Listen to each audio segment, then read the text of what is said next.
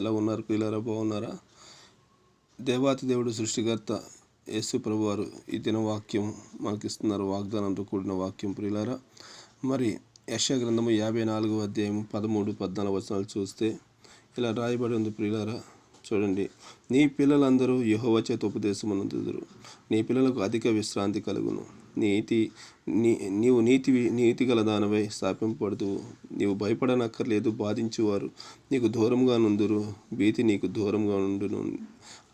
ప్రియులారా, ఎవరు ఇవ్వగలరు ఇంత వాగ్దానం? దేవుడు మనల్ని ప్రతి క్షణము కాచి కాపాడుతున్న దేవుడు. ఆయన విడిచిపెట్టే దేవుడు కాదండి. నీ పిల్లలందరూ యెహోవా చేత ఉపదేశం నొందుదురు, నీ పిల్లలకు అధిక విశ్రాంతి కలుగును. నీవు నీతి గలదానవై స్థాపింపబడుదువు, నీవు భయపడనక్కర్లేదు. బాధించేవారు నీకు దూరంగా నుందురు, భీతి నీకు దూరంగా నుండును. అది నీ దగ్గరకు రానే రాదు. అవును ప్రియులారా, దేవుడు విడిచిపెట్టే దేవుడు కాదు. ఆయన నిన్న నేడు రేపు ఏకరీతిగున్న దేవుడు.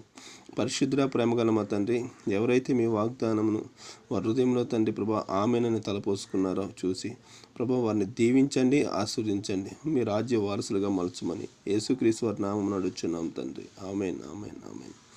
షలోమ్.